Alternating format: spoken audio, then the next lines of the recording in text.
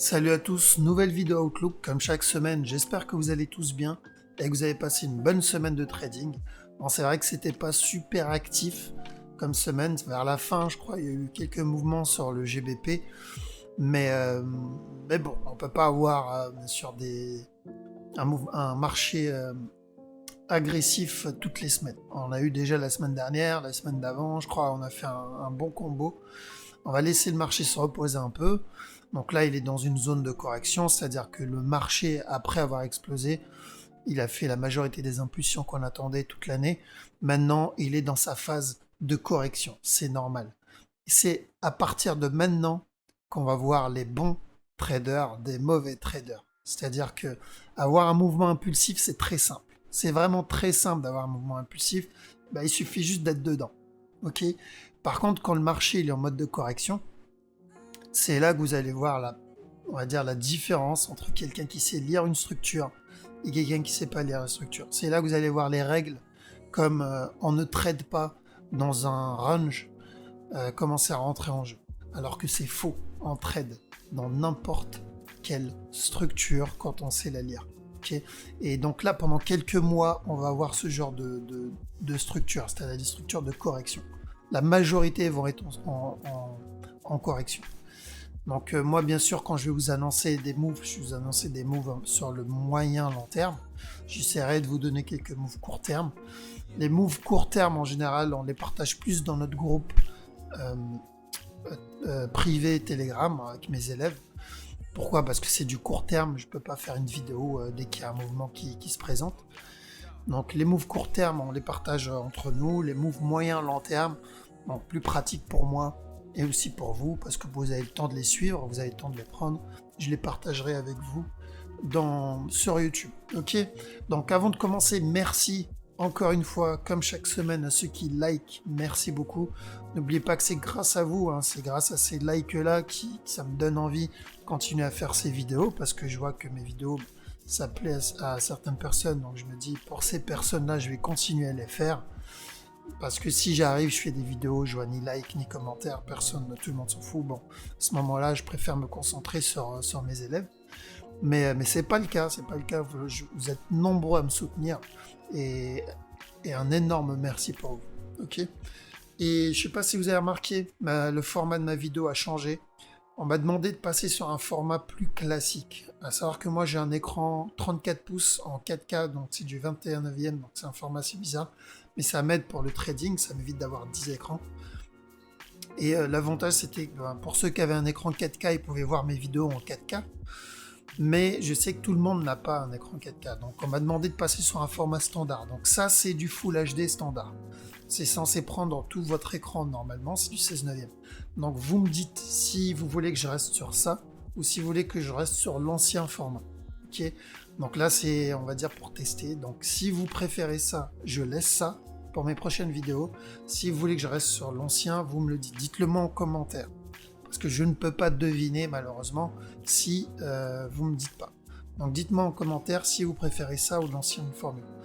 Et aussi, dernière chose, donc je pars en déplacement à partir du 18 février jusqu'au 5 mars. Donc vous n'allez pas avoir de vidéo de moi pendant quelques jours. Euh, mais je reviendrai à partir du 5 mars et on repartira comme avant. Ok. Donc la formation commencera à partir de mars, c'est-à-dire ça peut être fin mars ou un peu après. Donc quand je reviens, je vais commencer à la lancer. Donc il y a déjà des personnes qui sont inscrites, donc ils réservent leur place pour la première vague. Maintenant, si vous ne faites pas partie de la première vague, c'est pas grave. Hein. Je sais qu'il y a des personnes, vu le prix de la formation, ils préfèrent attendre la vague d'après. Ça leur laisse le temps de réunir la somme.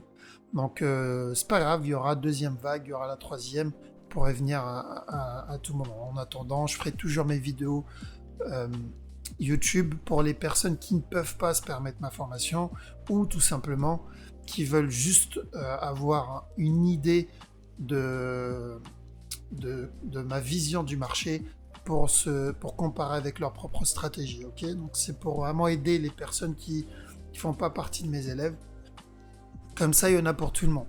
Même si je partage à peu près 30% de la stratégie, croyez-moi que juste avec ces 30% là, il y en a beaucoup qui arrivent à développer un truc cohérent avec ça. Ok. Voilà, donc on va commencer par AutoCAD. Donc l'AutoCAD, je vous avais annoncé la dernière fois, donc ici, faites attention, on est sur un possible running flat, donc à tout moment il peut se retourner le marché vers le bas avant de continuer vers le haut. Donc c'est ce qu'on a eu. Ici, je vous ai annoncé de faire attention pour le down. On a eu le down. Donc possible running flat. Maintenant, à partir de là, on va surveiller quel genre de structure ça va être. D'accord? Je suis pas fan de ce running flat. Pas du tout même. Mais je l'écarte pas. Donc là, il peut très bien continuer à chuter, monter, faire vraiment une grosse correction. Je ne sais pas quelle structure il va faire. J'ai pas de confirmation encore. Ok? Qu'on a eu le down, c'est bien. Maintenant, il faut faire attention. Donc, j'ai pas de signal de vente, j'ai pas de signal d'achat.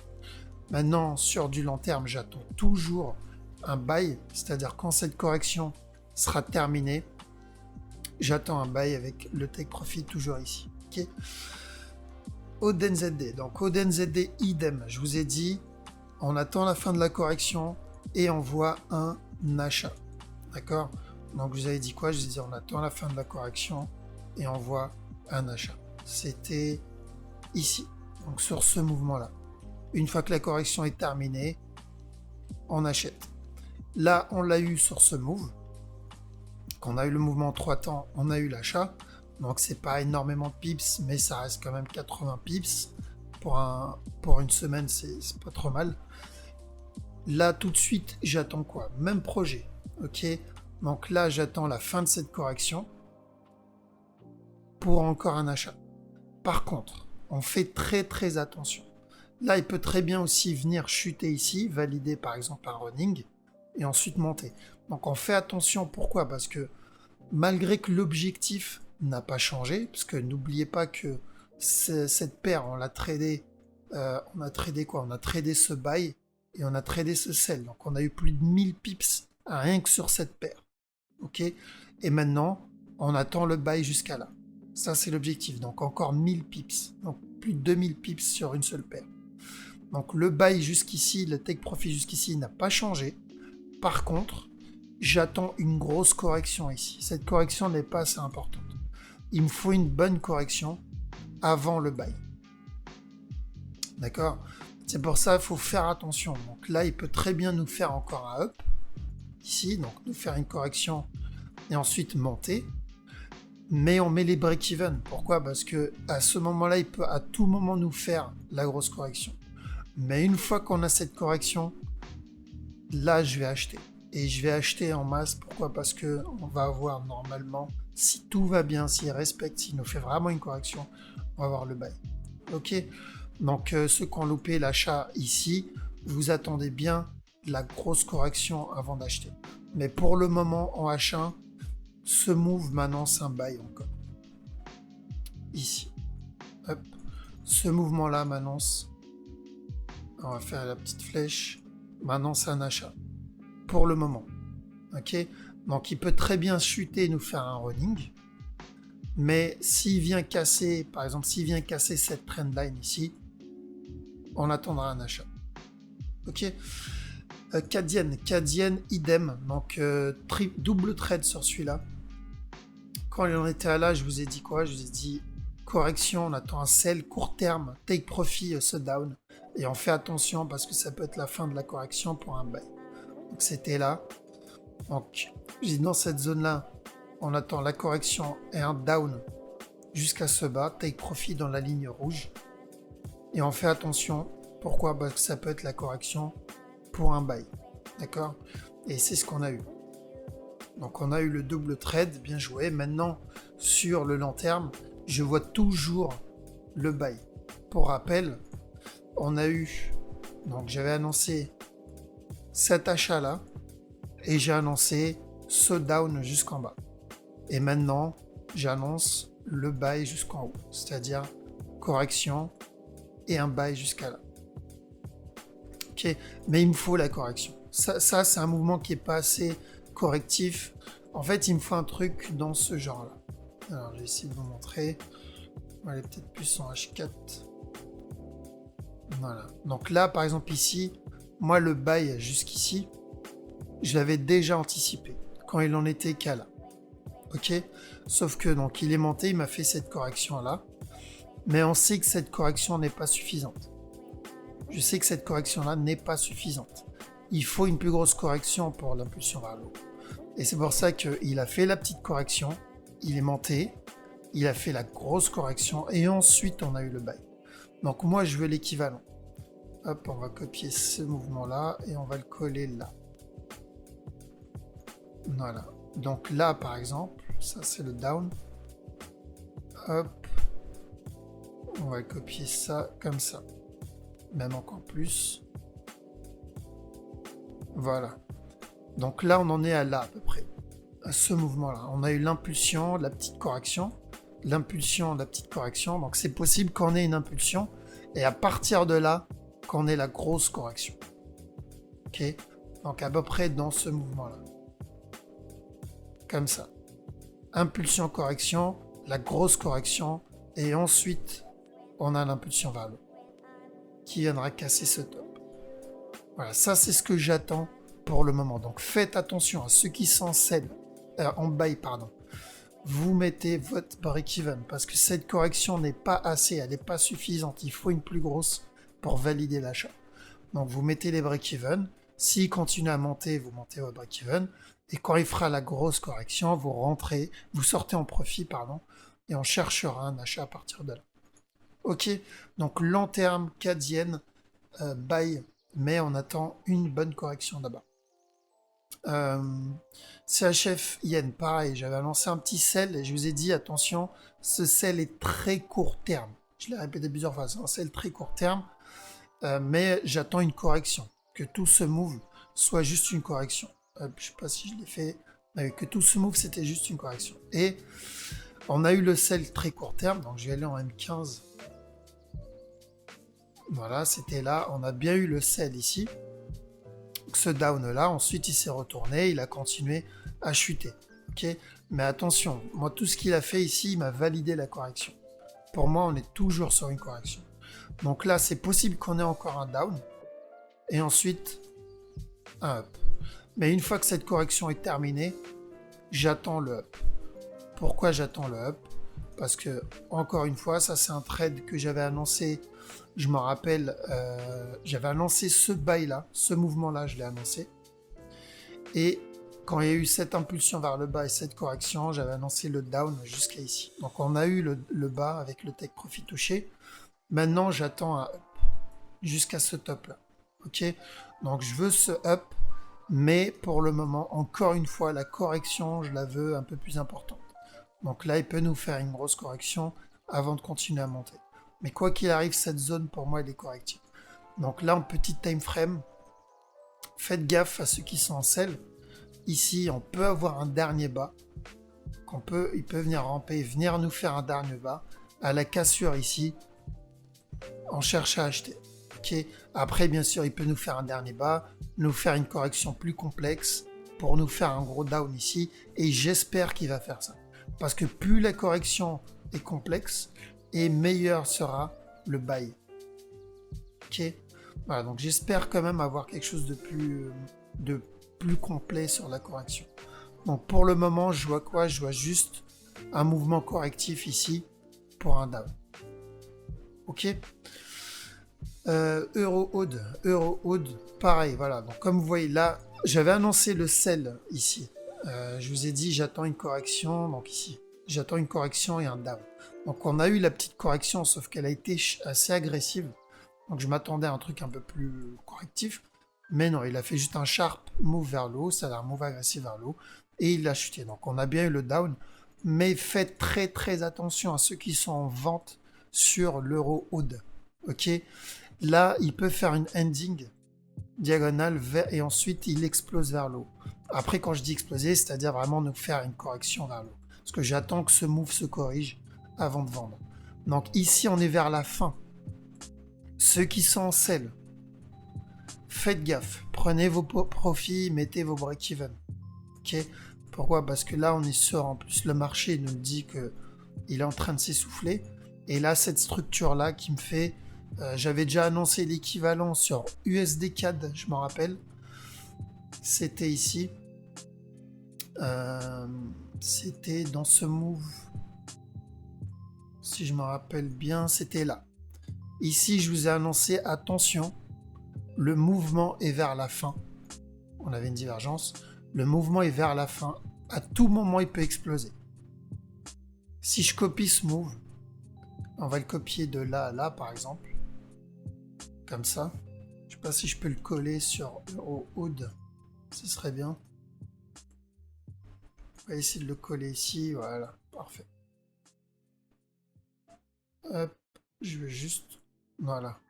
Donc là, il peut nous faire la même chose. Il peut nous faire la même chose. Ok, c'est-à-dire venir ramper ici et ensuite exploser vers l'eau. Donc ça, c'est une possibilité.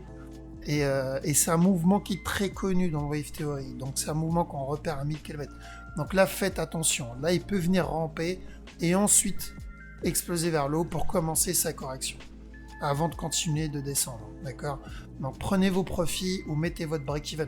J'avais annoncé la même chose sur l'oil aussi, sur le pétrole, quand on m'avait demandé d'analyser le pétrole. Je vous ai dit que, non, c'était pétrole ou bitcoin, je sais plus. Je vous ai dit dans cette zone-là, on est sur la fin d'un mouvement. À tout moment, il peut exploser. Il a fait un down et ensuite il a explosé vers l'eau. Bitcoin, je crois que j'avais fait la même analyse de tête, hein, il me semble. Dans cette zone-là, je crois, je sais plus. Ou cette zone. Non, c'était cette zone-là. Avec la divergence ou pas? Ouais. Il me semble que c'était dans cette zone. Je me suis dit, vers la fin, on peut avoir un dernier down et ensuite une explosion. Donc ça, c'est un mouvement qui est assez connu dans le Wave Theory. Je ne rentrerai pas dans le détail sur c'est quoi comme mouvement, mais je vous dis juste, faites attention si vous êtes en sell. Okay. Moi, personnellement, je suis plus dedans. J'ai pris les profits, j'attendrai la fin de la correction et ensuite on verra le down. Ok. Bon, on va pas s'attarder sur EuroHood. Donc EuroCAD, idem, j'avais annoncé un sell. Personnellement, j'attendais au moins un dernier up. J'attendais au moins un dernier up avant le sell. Malheureusement, on a eu juste un mouvement agressif. Donc c'était ici peut-être. Voilà, EuroCAD. J'attendais un dernier up avant le down. On n'a pas eu le dernier up. On a eu quand même le down. Donc la correction, il l'a terminé ici. Et ensuite, on a eu le down. Donc le take profit n'a pas changé. Comme je l'avais mis dans la vidéo, c'est ici. Donc le move, il n'a pas changé. Pour le moment, je vois toujours une continuation vers le bas. Donc il peut continuer à ramper jusqu'à là. Ok, pour nous valider donc cette correction-là qu'on avait vue il y a quelques semaines. Donc EuroHood, je surveille toujours. J'attends quand même une bonne correction avant de rentrer. Je pense qu'il va pas tarder à corriger. Divergence ici. Donc j'espère quand même qu'il va venir me faire une correction avant de chuter. Moi, j'attendrai la correction avant de rentrer. EuroGBP, pareil. Je l'avais annoncé, je vais le voir non, ici. Alors. EuroGBP, c'était là. Donc ici, je vous dis correction, down. Ok, donc on a eu la correction et on a eu le down ici. Hop. Donc la correction, elle a été faite ici, donc un simple expanding. Et ensuite, on a eu le down ici. Ok, donc pour moi, EuroGBP, c'est toujours un down. Ok, c'est toujours un bas. Je vois le bas ici. De toute façon, le down a été annoncé il y a des mois de ça et ça n'a pas changé. Donc, je vois toujours un down sur ce move, s'il corrige. Alors, on a quoi d'autre? Euro-yen. Euro-yen, idem sur ce mouvement-là. Je vois un buy, le mouvement n'a pas changé. En H1, je vous avais annoncé de faire attention si vous prenez un sell. Ça sera un sell court terme. Donc, on a eu le sell court terme ici. Hop, ce sell-là, qu'on l'a eu vers le bas. Maintenant, on a eu à peu près la même que CHF Yen, d'ailleurs, quasiment la même structure que CHF Yen. Donc là, on a eu un up. Faites attention à ce up. Pourquoi? Parce que ça peut être juste un mouvement correctif de ce down et on peut avoir encore un autre bas. D'accord? Donc s'il fait une correction ici, je chercherai à acheter. Sinon, si à ce moment-là, dans ce down, il me corrige ici, je cherche à vendre. Donc là, le buy ici, on l'a eu. Pourquoi? Parce qu'il nous avait fait une belle correction ici. Donc impulsion, correction, impulsion. Donc maintenant, est-ce que ça va être la fin? Est-ce que ça, c'est la fin du move et on va avoir un up et que cette correction est terminée? C'est possible, mais j'y crois pas trop. Je m'attends au moins possible dernier down avant le up. Après, je me trompe. Maintenant, je rentre pas dans le trade tant que j'ai pas eu de signal. S'il me corrige là, je rentre en achat. S'il me fait une correction ici, je rentre en vente avec un take profit ici. Ok, donc à voir comment ça va se goupiller la semaine prochaine. Euro CHF. Euro CHF, je vous avais dit quoi la semaine dernière? Je vous ai dit, malgré ce down, je m'attends pas à un down jusqu'en bas. À part si ça valide un running, j'ai dit faites attention à un running. Mais quoi qu'il arrive, mon forecast long terme, c'était un up. Ok, donc il est venu faire ce down, on a eu la correction, j'ai pris ce sell, je suis sorti en positif de ce sell, et ensuite on a eu ce buy. D'accord, j'ai gardé le buy que j'avais un buy ici, je l'ai gardé. Donc maintenant ce que je vais faire, je vais sortir du buy. Pourquoi? Parce que j'attends un down. Une fois qu'il aura validé ce bas, je chercherai à acheter encore pour un up. Mon up, il est là. Il n'a pas changé. Je l'avais annoncé il y a des mois de ça, ou des semaines. Mon up, il est là jusqu'à ce top là. Ok? Donc, down. Et ensuite, up. Sur l'euro CHF. Et avec un peu de chance, le up peut aller jusqu'à là. Jusqu'à là. D'accord? C'est une possibilité. Pour le moment, je vais viser ce top. Mais je vous le dis que c'est très probable qu'il monte jusqu'à là. On le verra au fur et à mesure.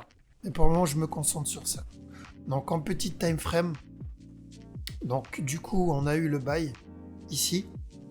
On a eu le down ici. Je suis rentré dans ce buy ici.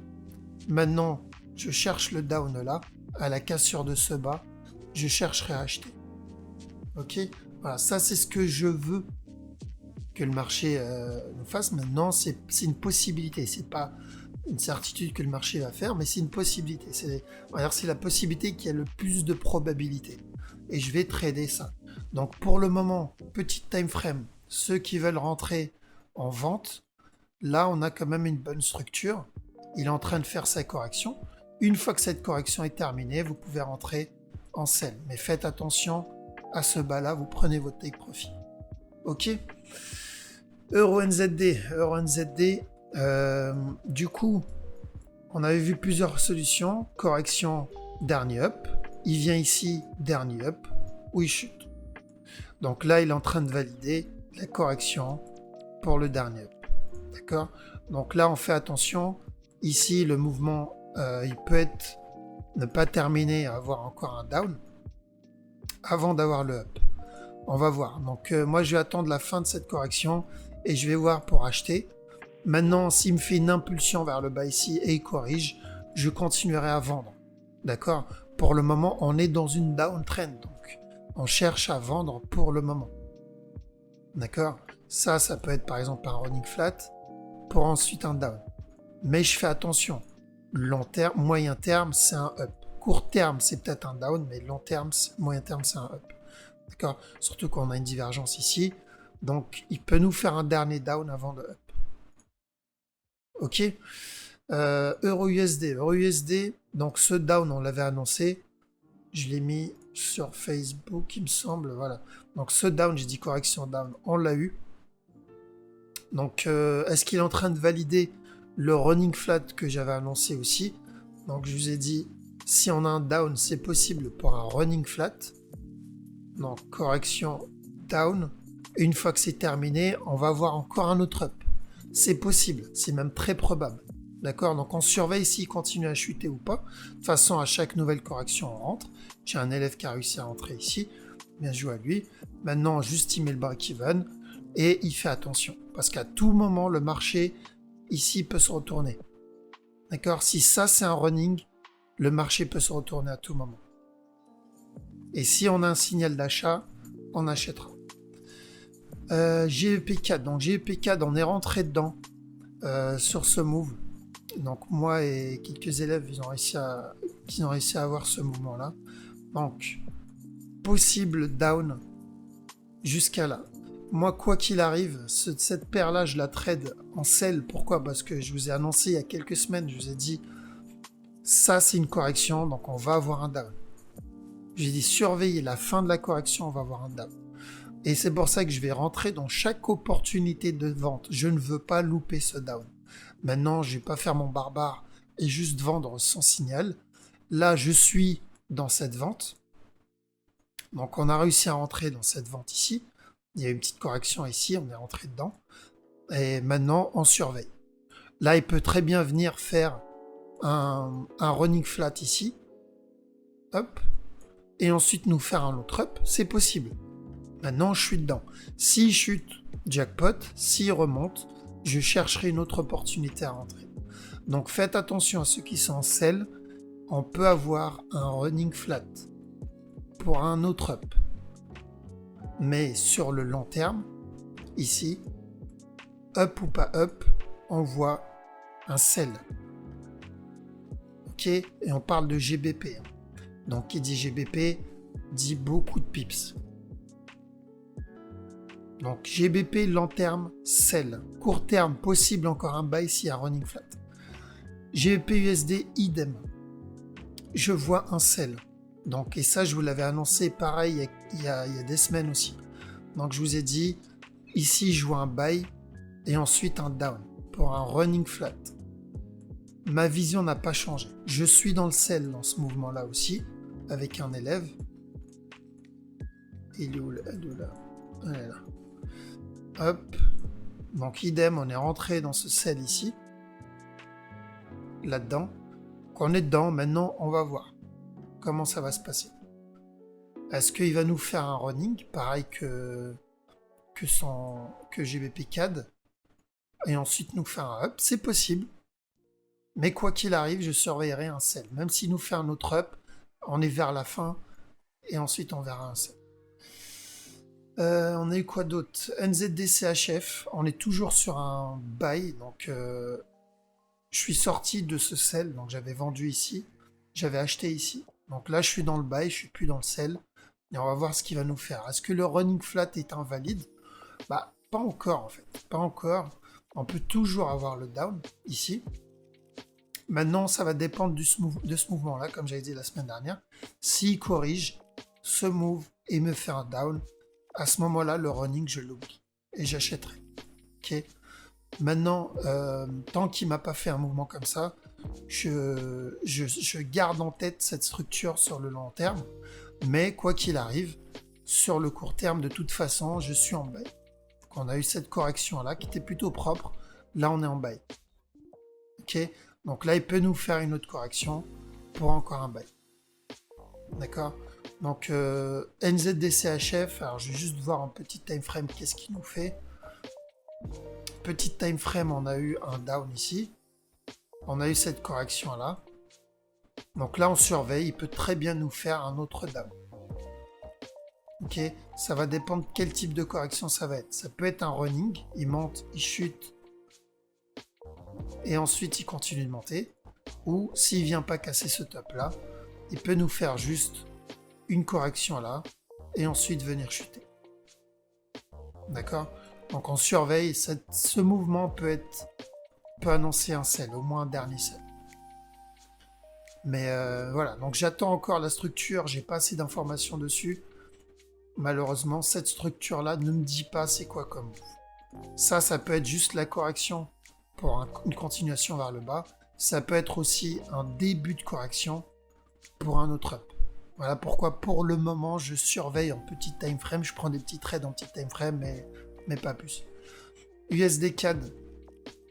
USD CAD, je vous ai dit de surveiller une correction. À tout moment, ça peut exploser vers le haut par la correction. On a eu ensuite un mouvement ici. Je crois que quand j'avais annoncé, on en était qu'à là. Alors, on en était qu'à là, voilà.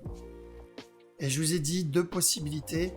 Ou ça, c'est un expanding flat et ça va chuter. ou ça c'est une correction et on va voir un up. Ok, donc finalement il nous a fait une correction et il nous a fait le up. Donc il nous a fait le deuxième scénario. On a eu le up ici. Maintenant, est-ce que le up est terminé? Je pense pas. Je pense que on va continuer à ramper vers le haut. Donc il nous a fait le up. Là il peut nous faire un down et continuer à ramper. Donc je m'attends à une correction ici. Donc et ce qui est bien, ce qui est même très bien, je m'attends à une bonne correction. Et une fois que cette correction est terminée, je surveillerai un sell. Donc, attendez la fin de la correction. Et ensuite, vous cherchez à vendre USD CAD. D'accord? Parce que l'USD CAD, c'est un peu ce qui nous a fait... Alors, on va voir en daily. On attend à peu près la même chose que ça, en fait. Il nous a fait l'impulsion ici. Il nous a fait une bonne correction. Et ensuite, on a eu le down. D'accord? Donc, en H4, j'attends à peu près la même chose. C'est-à-dire, j'attends une bonne correction et ensuite, je chercherai à vendre. Donc, ça peut être un très bon trade, l'USD CAD, une fois que la correction est terminée. Ok? Donc, ensuite, USD Yen. Alors, USD Yen, faites attention. Pourquoi? Parce que là, il monte. Ceux qui sont en buy, bien joué. Mais à tout moment, on peut avoir un mouvement impulsif vers le bas. Ne vous faites pas avoir par ce mouvement impulsif. Donc il peut venir chuter ici, finir la correction et ensuite continuer à monter. Donc surveillez un sell sur USD JPY. D'accord, même s'il est en train de continuer à monter ici, on surveille une impulsion pour le C. Donc ça c'est le A, là il est en train de nous faire le B. Donc à tout moment il peut spiker vers le bas pour nous faire le C. Et ensuite continuer à monter. Ok? Faites pas avoir par ça. Le silver, pareil, je vois toujours un buy sur ce move. Donc je vous ai annoncé le buy quand il en était à là. Maintenant il est là. Et je vous ai dit ceux qui ont loupé le mouvement, vous attendez une correction. Il est en train de la faire. Maintenant, il chute, il peut faire ce qu'il veut, je m'en fous. Moi j'attends la fin de la correction et je vais chercher encore à acheter. D'accord? On panique pas pour ça. Ça sert à rien de paniquer pour ça. De toute façon, normalement, pas de signal d'achat. Vous rentrez pas en achat, j'ai envie de dire. Là, il a fait que des signals. Il a fait un signal de vente ici. Donc, on rentre pas en achat. Par contre, dès que la correction est terminée, hop, celui qui est rentré en achat ici, dans cette zone-là, par exemple, dans cette zone-là, pas de panique, vous attendez une correction, il va faire une correction et vous sortez en break-even. Ok? Maintenant, pour moi, ça, c'est juste une correction. Donc là, il peut venir spiker vers le haut. D'ailleurs, si vous voulez profiter pour ceux qui sont en achat, pardon, et ils veulent profiter de sortir en break-even, là, il va monter, faire un spike vers le haut pour valider un running et ensuite continuer à chuter. Profitez de ce mouvement-là pour sortir en break-even. Ok? Maintenant, ceux qui ne sont pas rentrés dans le trade, vous attendez la fin de la correction. Une fois que la correction est terminée, vous cherchez à acheter. Et l'objectif n'a pas changé. Hop. L'objectif, il est là. Ce top-là. Ok? Parce que regardez bien la structure ici. Ça ne sert à rien de paniquer pour cette petite bougie de rien du tout. Le mouvement, il est encore impulsif. Maintenant, il fait un spike vers le haut, vous sortez en break-even si vous êtes en buy, et vous attendez la fin de la correction. Maintenant, s'il fait, hop, on va aller en H1, en H4, s'il fait une impulsion vers le haut, ici, et il chute, et il commence à corriger comme ça, vous rentrez en sell, vous rentrez pas en buy, au cas où il descend. Ok, c'est pas impossible qu'il descende. Je le vois pas. Ce scénario-là, je ne le vois pas pour le moment. Mais si je ne sais pas ce qui se passe dans le monde et il fait que le silver chute, c'est pas grave. Je rachète. Et en plus, non seulement je rachète, mais je risquerai un peu plus que d'habitude pour le buy. Quoi qu'il arrive, c'est le buy. Le silver, il est à 15 $. Le silver ne peut pas atteindre les 0 $. Donc ceux qui suivent, par exemple, mon mentor, qui est Anil Mangal, il vous dira la même chose. Il vous dira que le silver ne peut pas valoir 0. C'est pas possible. C'est pour ça qu'acheter, enfin, on peut qu'acheter le silver. C'est de l'investissement. D'accord ? Et le gold. Le gold, il nous a fait le down ici. Mais pour moi, on est toujours sur une correction. Donc pour moi, ce mouvement, il est toujours correctif pour une continuation vers le haut. Donc, s'il corrige ici, vous pouvez chercher à vendre. Mais faites très attention parce que ce move, pour moi, est correctif vers le haut. Ok, j'ai pas encore de signal d'achat et j'ai pas spécialement de signal de vente. Voilà, je pense avoir fait le tour de toutes les paires qu'on a vues. J'espère que la vidéo n'a pas été trop longue, donc 35 minutes, ça va. Voilà, donc n'hésitez pas à liker la vidéo et à rejoindre le groupe Facebook. Si vous avez des questions sur la formation, n'hésitez pas à m'envoyer un message via Telegram.